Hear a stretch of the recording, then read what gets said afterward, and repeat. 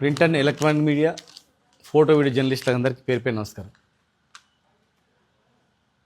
ఒకప్పుడు పాలమూరు అంటే పేదరికానికి కేర్ ఆఫ్ అడ్రస్, వలసలకు కేర్ ఆఫ్ అడ్రస్, బీదరికానికి అట్లా. కానీ తెలంగాణ వచ్చిన తర్వాత మహబూబ్నగర్ అనేది అన్ని రంగాల్లో ఎటు చూసినా కూడా బతకాలంటే పాలమూరు బతకొచ్చిన స్థాయిలో ఎదిగింది. చూసింది మీరందరూ కూడా. ఎంతోమంది వర్కర్లు వచ్చి ఇక్కడ బతకడానికి కర్ణాటక, ఆంధ్రప్రదేశ్ నుంచి వచ్చి పనిచేస్తున్న సందర్భాలు మనం చూస్తున్నాం. వ్యవసాయము, కల్టివేషన్ పెరిగిపోయింది, అన్ని రంగాలు అభివృద్ధి అయింది. పెద్ద పెద్ద ఇంటర్నేషనల్ కంపెనీ, అమరాజా లాంటి కంపెనీలు, ఐటీ టవర్లు, ఇండియాలో బిగ్గెస్ట్ ఎకో పార్క్, జంగల్ సఫారీ, టూరిజం ఎన్నో ఉన్నాయి. ఎక్కడైనా కానీ ఏ దేశంలో కూడా ఒక ఈవెంట్ వచ్చిందంటే దాని అడ్వాంటేజ్ తీసుకొని ఆ ప్రాంతం యొక్క డెవలప్మెంట్కి ఉపయోగం చేసుకుంటాం. అది నేషనల్ గేమ్స్ కావచ్చు, ఏషియన్ గేమ్స్ కావచ్చు, ఒలింపిక్ కావచ్చు, ఏదైనా ఇంటర్నేషనల్ సెమినార్లు కావచ్చు. ఇవాళ లేక దక్షిణ భారతదేశానికి, అది కూడా మన పాలమూరు యూనివర్సిటీకి ఒక అవకాశం వచ్చింది. 2024లో అప్పుడున్నటువంటి వైస్ ఛాన్సలర్ రాథోడ్ ఉన్న అతను మొత్తం మీద ఆయన అప్లై చేసిన నాకు అంతంలో చెప్పిండు. 24లో అప్లై చేస్తే ఇప్పుడు వచ్చినప్పుడు దాన్ని పాలమూరు యూనివర్సిటీకి వచ్చినప్పుడు దాన్ని ఉపయోగించుకొని సౌత్ ఇండియాలో అన్ని యూనివర్సిటీలలో ఎక్కడ జరుగుతుంది ఈ సదస్సు, విజన్ ఇండియా 2047 సదస్సు ఎక్కడ జరుగుతుంది అనే చర్చ జరుగుతుంది. గతంలో కూడా మేఘాలయాల్లో ఇక్కడ అయింది. మేఘాలయాలో అయినప్పుడు రామ్నాథ్ కోవింద్ గారు కూడా వచ్చి అటెండ్ అయ్యింది. అంటే ఒక ఇంటర్నేషనల్ సదస్సు జరిగినప్పుడు దేశవ్యాప్తంగా కూడా ఎక్కడ జరుగుతుంది, ఏం డిసిషన్ తీసుకున్నారు, యువత గురించి ఏం డిసిషన్ తీసుకున్నారు, ఇప్పుడు ఆర్టిఫిషియల్ ఇంటెలిజెన్స్ వచ్చింది, ఫర్దర్ స్టడీస్లో ఏం మార్కులు వస్తున్నాయి, భవిష్యత్తు ఏంది, చదువుకున్న వాళ్ళకు ఉపాధి అవకాశాలు ఎట్లా, విద్యా వ్యవస్థలో మార్పు ఎట్లా తీసుకురావాలి, డెవలప్మెంట్ ఎట్లా తీసుకురావాలి, పరిశ్రమలు ఎట్లా తీసుకురావాలి, పారిశ్రామిక ఎట్లా అభివృద్ధి చేయాలనేటువంటి యువతకు అనేక మార్గాలలో సూచనలు, సలహాలు అన్ని యూనివర్సిటీ వచ్చినటువంటి వైస్ ఛాన్సలర్లు, రిజిస్టర్లు వచ్చి చెప్తారు. అది ఒక గొప్ప గౌరవం, ప్రైడ్. తెలంగాణలో పాలమూరు యూనివర్సిటీ కంటే గొప్ప గౌరవం అది. కానీ ఈరోజు ఒక బాధాకరం ఏంటంటే ఏదో బీద ఉంది, గతి లేదు, ఇక్కడ ఏం లేదు, తినడానికి తిండి లేదు, ఉండడానికి ఇల్లు లేదు, అకామిడేషన్ లేదనే పేరు మీద దీన్ని తీసుకుపోయి ఎక్కడో వేరే జిల్లాలో పెడుతుందంటే అది చాలా అవమానకరం, చాలా బాధాకరం కూడా. అసలు అట్లా టాక్ రావడమే పోతుందా తర్వాత విషయం. ఈడ పెట్టారంట, వేరే జిల్లాలో పెడతారంటే జిల్లాకు అవమానకరం. అది కూడా ఈ జిల్లా ముఖ్యమంత్రి గారి జిల్లా. మరి ఇక్కడ ఇంకా ఎడ్యుకేషన్ హబ్గా తయారు చేస్తాము, ఇంకా చాలా చేస్తాము అనేటువంటి గొప్ప గొప్ప ప్రణాళికలు చెప్తా ఉన్నారు. మరి ఈ మూమెంట్లో పాలమూరు యూనివర్సిటీ నుంచి అట్లీస్ట్ ఈ చిన్న సదస్సునే వీళ్ళు చేయలేకపోయినారంటే రేపు ఏ ఈవెంట్ ఎప్పుడు వస్తుంది ఫ్యూచర్లో? ఇన్ ఫ్యూచర్లో ఎవరైనా పాలమూరు యూనివర్సిటీకి ఇది అలాట్ చేద్దామంటే, అరే గతంలో మనం 2026 అక్కడ కండక్ట్ చేస్తే వాళ్ళు అక్కడ ఏం లేదని చెప్పి మళ్ళీ దూరం పంపించారు అని చెప్పి చెడ్డ పేరు రాదా? ఆలోచన చేయండి. విచిత్రంగా ఏంటంటే పాలమూరు యూనివర్సిటీ వీసీకి ఉన్న పరిధి ఏంది? వీసీ ఏమైనా సొంతం సామ్రాజ్యం కాదు కదా. వీసీని ఎవరు అపాయింట్ చేస్తారు?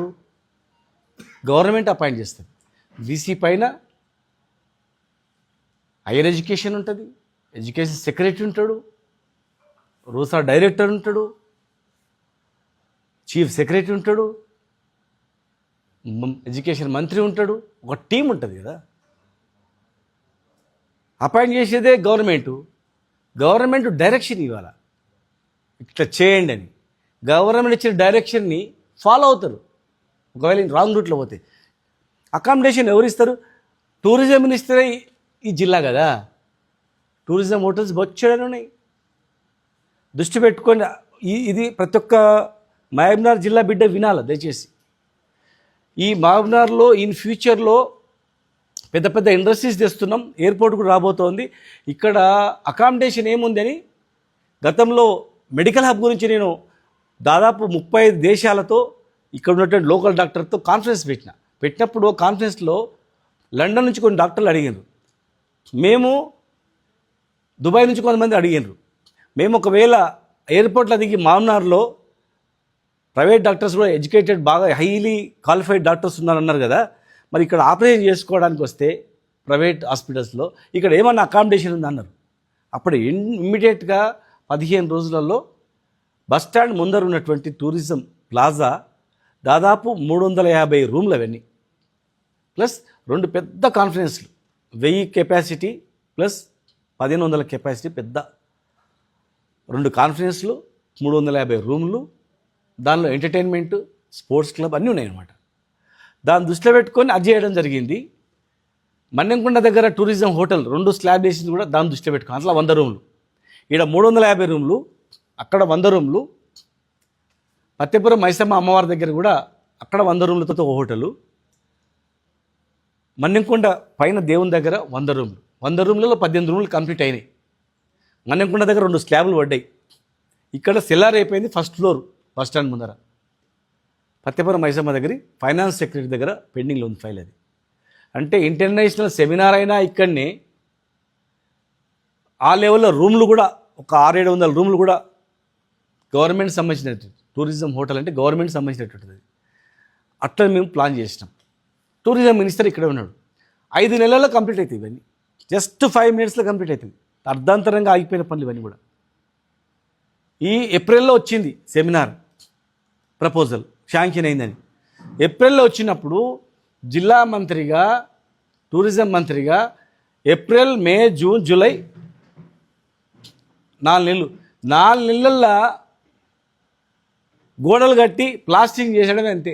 500 మందికి ఇక్కడనే అవకాశం కలిగించవచ్చు. లేదు,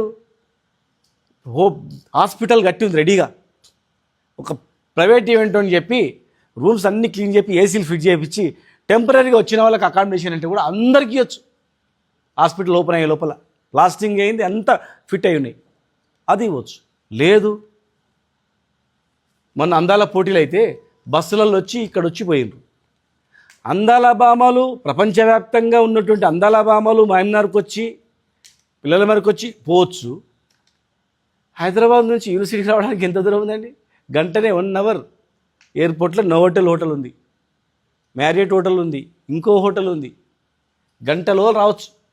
ఈడ 9 గంటలకు సదస్సు, 6 గంటలకు ఎక్కితే 7 గంటలకు రావచ్చు. ఏం సాకులు ఇవి? నేను ఇప్పుడు కూడా చెప్తున్నా, జిల్లా సీనియర్ మంత్రి టూరిజం మినిస్టర్ ఉన్నాడు, ఆయన బాధ్యత తీసుకొని నోవోటెల్ ఇవన్నీ హోటల్స్ బుక్ చేసి టూరిజం ప్లాజా తీసుకొని టూరిజం బస్సులు కూడా ఉన్నాయి. నా హయాంలో ఓల్వో బస్సులు ఇచ్చిన. ఓల్వో ఇండియాలో ఎక్కడ లేవు అవి. ఓల్వో హైటెక్ బస్సులు తెచ్చినాం. టూరిజం ఓన్ బస్సెస్ ఉన్నాయి, ఓన్ బస్సెస్, ఓన్ అకామిడేషన్స్ ఉన్నాయి. లేదంటే కూడా బస్ అక్కడ పెట్టి తీసుకురావచ్చు. వచ్చిన అవకాశం చేజిక్కించుకుంటే పాలమూరు పరువు పోతుందా? పాలమూరు ఇజ్జత్ పోతుంది. ఒక వీసీ నడడం కాదు వేస్ట్. వీసీనో రిజిస్టర్ వాళ్ళు ఎంత చిన్న ఎంప్లాయీస్, ప్రొఫెసర్లు వాళ్ళు 3 ఏళ్ళ గురించి వచ్చిండ్రు, మళ్ళీ వెళ్ళిపోతే మళ్ళీ అదే జేఎన్టీలో పోయి ప్రొఫెసర్ పని చేసుకుంటారు. ఇవన్నీ అకామిడేషన్ ఎట్లా, ఫుడ్ ఎట్లా అని వాళ్ళకి అనుభవాలు ఉండదు, వాళ్ళకి టీచింగ్ చెప్పగలుగుతారు. ఇటువంటిది వచ్చినప్పుడు జిల్లా సీనియర్ మంత్రి రెస్పాండ్ అయ్యి ఏర్పాట్లు చేయాలా. ఏప్రిల్లో వస్తే నిద్రపోయినరా ఇప్పటి వరకు చెప్పండి? నేను ఇప్పుడు కూడా చెప్తున్నా, 1 ఎకరా పొలం అమ్మైనా సరే ఆ అకామిడేషన్ నేనే పెడతా, రూమ్స్ బుక్ చేపిస్తా, భోజనం పెడతా, ప్రైవేటు ఏదో ట్రావెల్స్లో నడుపుకొని మంచి బస్సులు, ఏసీ బస్సులు పెడతా. ఇది డైలాగ్ కాదు, జోక్ కాదు, ప్రామిస్ చెప్తున్నా, గాడ్ ప్రామిస్ చెప్తున్నా. నేనే ఫుడ్ పెడతా, నేనే హోటల్ రెంట్ ఇస్తా, బస్సులు పెడతా, టైంకు ఇన్ టైంకు వాళ్ళకి ఇక్కడ ఏర్పాటు చేస్తా, వచ్చేటట్లు దగ్గరుండి చేస్తాను. ఈ అకామిడేషన్ పేరుతో వేరే దగ్గర పంపించడం తప్పది. అక్కడ కళాశాంతివనంలో చాలా ప్రోగ్రామ్స్ అవుతాయి, వాళ్ళకి పెద్ద ఇది లెక్క కాదు. ఇది తీసుకుపోయి అక్కడ పెడితే మహబూబ్నగర్ పరువు మొత్తం పోతుంది. అడుగుతారు పాలమూరు యూనివర్సిటీ అని, వాళ్ళ బ్రోచర్లు ఉంటుంది, ఇది పాలమూరు యూనివర్సిటీ అని అడుగుతారు. ఇది పాలమూరు యూనివర్సిటీ కాదు, ఇది వేరే కళాశాంతివనం. మరి ఏమైంది అంటే అక్కడ ఏం గతి లేదంట, తినడానికి తిండి లేదంట, ఉండడానికి ఇల్లు లేదంట, పండుకోవడానికి ఏం లేదంట, అడవి అంటది. కనుక గిడి తీసుకొచ్చిరా అంటారు. ఎంత ఇజ్జత్ అవుతుంది చెప్పండి. ఇంకొకటి ఏంది, ఒక రోజు అక్కడ ఒక రోజు ఇక్కడ అంటే ఫస్ట్ రోజు ఆడుకోతారు, బ్రహ్మాండంగా ఉందని చూస్తారు. సెకండ్ రైడ్కి వచ్చినాక మళ్ళీ ఇజ్జత్ పోదు మరి. అరే అది ఎట్లా ప్రైవేట్ బ్రహ్మాండంగా ఉంటుంది, అరే ఎంత బ్రహ్మాండంగా ఉంది, ఇది చూసే వరకు కంపారిజన్ అవుతుంది. ఇంకా మళ్ళీ ఇంకా ఇజ్జత్ అవుతుంది, ఇంకా ఉన్న ఇజ్జత్ తీసి పడదు. ఇంకా అట్లా ఇక్కడనే పెట్టాలి, 2 రోజులు ఇక్కడనే పెట్టి నిర్వహించాలి. బిర్యానీ తిని పప్పనం తిన్నట్లు ఉంటుంది. అవి ఎట్లా బ్రహ్మాండంగా ఉంటాయి అన్ని ప్రైవేట్ వాళ్ళది కనుక అద్భుతంగా ఉంటుంది. ఇది ప్రభుత్వంది. వచ్చిన యూనివర్సిటీలు ప్రొఫెసర్లు వాళ్ళంతా ఏమైనా ఎంజాయ్ చేయడానికి వస్తారా? రోజు పెద్ద పెద్ద ఏసీలలో ఉంటారు వాళ్ళు. పాపం ఎట్లయినా అడ్జస్ట్ అవుతారు ప్రొఫెసర్లు, వైస్ ఛాన్సలర్. వైస్ ఛాన్సలర్ అంటే ఎవరండి? ప్రొఫెసరే. ఒక ప్రొఫెసరు ఆ వైస్ ఛాన్సలర్ అవుతాడు. 3 ఏళ్ళ తర్వాత మళ్ళీ ఆయన చదువు అని చెప్పుకుంటాడు ప్రొఫెసర్గా. రాజకీయ నాయకులు ఎవరైనా ఫోజు కొడతారేమో, ప్రొఫెసర్లు ఏం ఫోజు కొట్టరు అట్లా. కనుక ఒక వీసీనో ఒక రిజిస్టార్నో నిందేయడం, వాళ్ళ మీద దొబ్బి మీరేమో డిసిషన్ తీసుకుంటారు కదా. వాళ్ళ పైన 5 మంది అధికారులు ఉంటారు. RUSA director, education secretary, higher education secretary, principal secretary, chief secretary, education minister. Education minister ముఖ్యమంత్రి గారి దగ్గర ఉంది. మరి ఆయన ఒకవేళ బిజీ ఉంటాడు అనుకో, పాలమూరు జిల్లా సీనియర్ మంత్రి అయినటువంటి కన్సల్ట్ ఏ కారణం చేతనైతే ఇక్కడ నుంచి పోతుంది, పంపిస్తున్నాము, ఇక్కడ లేదనరో ఆ శాఖకు అకామిడేషన్ ఇచ్చేటువంటి మంత్రి మన దగ్గర ఉన్నారు. నేను ఒక డిమాండ్ చేస్తూ ఉన్నా, భవిష్యత్తులో కూడా ఏంటి వస్తాయి, ఇక్కడనే పెట్టాలి, అన్నీ నేను చూసుకుంటా.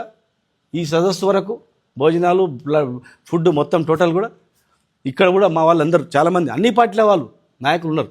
అన్ని పార్టీకి సంబంధించినటువంటి అనుబంధం ఉన్నటువంటి వాళ్ళు, డాక్టర్లు, తర్వాత ఇంజనీర్లు, తర్వాత అడ్వకేట్లు, వాళ్ళ ఇళ్ళల్లో కూడా ఇక్కడ మిగతా కూడా అకామిడేషన్ ఇక్కడ సిద్ధంగా ఉన్నారు. కొంతమంది అక్కడ ఈడ ఉంటా ఉంటే కూడా. కానీ అకామిడేషన్ పేరు మీద పంపిస్తే మాత్రం తప్పు. దీని ఒక రాజకీయ కోణంలో అట్లా మాట్లాడాలంటే చాలా మాట్లాడగలుగుతాం, కానీ వద్దు. దీన్ని ఎట్టి పరిస్థితులలో రేపే జూపల్లి కృష్ణారావు టూరిజం మినిస్టర్ గారు ఇక్కడ వచ్చి హెడ్ క్వార్టర్ కూర్చొని యూనివర్సిటీకి వెళ్ళి నాదే బాధ్యత అని తీసుకుంటారు, తీసుకోమని. లేదు అంటే రేపు సాయంత్రం నాకు అప్పచెప్పండి, టోటల్గా నేను చేస్తా. ఇప్పుడు చెప్పినా కదా, ఏదో అమ్మేనే చేస్తా, అప్పు తెచ్చినా చేస్తా, అమ్మనే చేస్తా, ఏం ప్రాబ్లం లేదు. దేవుడు ఇచ్చిన కాడ గురించి చేస్తే ఏదైనా చేస్తా. కానీ పాలమూరు పరువు గురించి ఏమైనా చేస్తా. పాలమూరు పరువు గురించి ఆడ వచ్చి ఏమైనా పని చేయమంటే కూడా చేస్తా యూనివర్సిటీలో. కానీ పాలమూరు పరువు తీయొద్దండి దయచేసి. పాలమూరు ప్రతిష్టను పెంచడానికే మెడికల్ కాలేజీలు, IT hub, Mayur park, jungle safari, ropeway ఎన్నో అద్భుతమైనవి చేసినాం. ఎయిర్పోర్ట్ కూడా ఇచ్చింటివి, ఎయిర్పోర్ట్ బాయ్. బుల్లెట్ ట్రైన్ కూడా ఇట్లకించి పోవాలి, ఇట్లకించి బుల్లెట్ ట్రైన్ పోవాలి. యాక్చువల్గా బెంగళూరుకి ఎవడవుతాయండి, అమరాబాద్ నుంచి ఎవడవుతాడు, దానికాడ నుంచి ఎవడవుతాడు. అక్కడనేమో లైన్ పోవాలి, వాటర్ మన రైల్వే లైన్ ఉండాలి అక్కడ. ఫ్యూచర్ సిటీ నుంచి అమరాబాద్ నుంచి అన్ని స్టేజ్లు, అచ్చంపేట అన్ని ఆగుకుంటా ఇక్కడ ఎట్లుందో అక్కడనేమో టోటల్గా లింకప్లో రైల్వే లైన్ ఉంటే ఉపయోగపడుతుంది. సేమ్ ఇట్లకించి బుల్లెట్ ట్రైన్ ఉంటే ఉపయోగపడుతుంది. ఒకవేళ ముఖ్యమంత్రి గారు ఇంట్రెస్ట్తో బుల్లెట్ ట్రైన్ పోయింది అనుకో, పోనీ అట్లీస్ట్ మన విమానాశ్రయానికి ప్రయత్నం చేయండి. వేరే అక్కడ అవకాశం లేదు, అడవులు గిడువులు ఉన్నాయి. ఇక్కడ ఎయిర్పోర్ట్ కన్నా ఎంబడి చేపియండి. మధ్యంతరంగా ఆగిపోయింది అది. ఎయిర్పోర్ట్ అథారిటీ ఇండియా కూడా ఇన్స్పెక్ట్ చేసిపోయింది, కొంత సైట్ ప్రాబ్లం ఉంది. ఎయిర్పోర్ట్ చేయండి. ఒకవేళ బుల్లెట్ ట్రైన్ అక్కడ మామూలు లైన్ వేసి ఇక్కడ బుల్లెట్ ట్రైన్ పెట్టండి. లేదు అక్కడనే పోతుందంటే పోని, అది కూడా మా జిల్లా, నో ప్రాబ్లం. కానీ ఇవాళ ఈ సదస్సు పోతే మాత్రం నాకు చాలా బాధ అవుతుంది. అను పాలమూరు ఇజ్జత్ తీయాలని ప్రయత్నం చేస్తే ఎవరైనా ఊరుకోము. మేము ప్రతిరోజు మహబూబ్నగర్ ప్రతిష్టను పెంచాలనే తపనతో మేము ఉన్నవాళ్ళం. ఇక్కడ వచ్చి ప్రతిష్ట పెంచాలని ఎన్నో చేసినాం. ఇప్పుడు అవన్నీ చెప్తే ఏదో రాజకీయం మీద మాట్లాడినట్టుంటుంది. కనుక దయచేసి మళ్ళొకసారి చెప్తున్నా, 100% చేస్తే ఇక్కడనే చేయాలా. ఓన్లీ వీసీ మీద రిజిస్టర్ మీద వేస్తే కాదు. అది జిల్లా మంత్రి వచ్చి కూర్చొని, సీనియర్ మంత్రి అయినా వచ్చి కూర్చొని బాధ్యత తీసుకోవాలి. లేదనుకుంటే నా వల్ల కష్టం అవుతుంది, శ్రీనివాస్ గౌడ్ నేను చెప్పాడు కదా మరి చేయమని అంటే 100% చేస్తా, 100% చేస్తా. పెద్ద మనుషులు ఒక 10 మంది కూడా అడుక్కుంటే ఇస్తే, లేదనుకుంటే నేను చేస్తా. వీడొక్కడ మునగాడ అనుకుంటారు, మళ్ళీ నేను పెడతా, కానీ మళ్ళీ వేరే రకం మాట్లాడతారు. అందుకే నేను 90% పెడతా. 10% ఎవరు వస్తే కూడా తీసుకుంటా, లేదంటే 100% కూడా నేను చేస్తాను. మరి పాలమూరు మహబూబ్నగర్ ఇజ్జత్ పోకుండా చేయండి అని విజ్ఞప్తి చేస్తున్నా. అది పొలిటికల్ డిసిషన్. ఇది this is not official decision, purely political decision.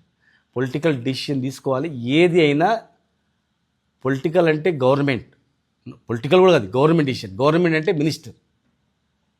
Minister అనుకుంటే ప్రభుత్వం అంటే మంత్రి డైరెక్షన్ ఇవ్వాలి. వైస్ ఛాన్సలర్ ఇంటలేడు, రిజిస్ట్రార్ ఇంటలేడు, జోక్ లాగా ఇది. మినిస్టర్ ఇంటలేడు, వైస్ ఛాన్సలర్ ఇంటలేడు, రిజిస్టర్ ఇంటలేడు అంటే గవర్నమెంట్ ఉన్నట్లా లేనట్లా. ఇది ఏదైనా రాష్ట్రపతి పాలన ఉంటుంది చూడు, గప్పుడు గవర్నర్ది ఈ వైస్ ఛాన్సలర్ది ఉంటుంది. ప్రభుత్వం ఉంది కదా ఇక్కడ. ప్రభుత్వం ఉండగా మంత్రిది నడుస్తలేదు, మంత్రి మాట ఇంటలేడు అన్నాడు అనుకో, ఆయన ఉండాలి, ఈయన ఉండాలి మరి. అంతే తప్ప వెరల మీద వినొద్దు. నీ ఎడ్యుకేషన్ నీ అబ్బాయి అవుతుంది. వీడే హబ్బు ఎక్కడవుతుంది? హబ్బు కాదు, పబ్బు అవుతుంది.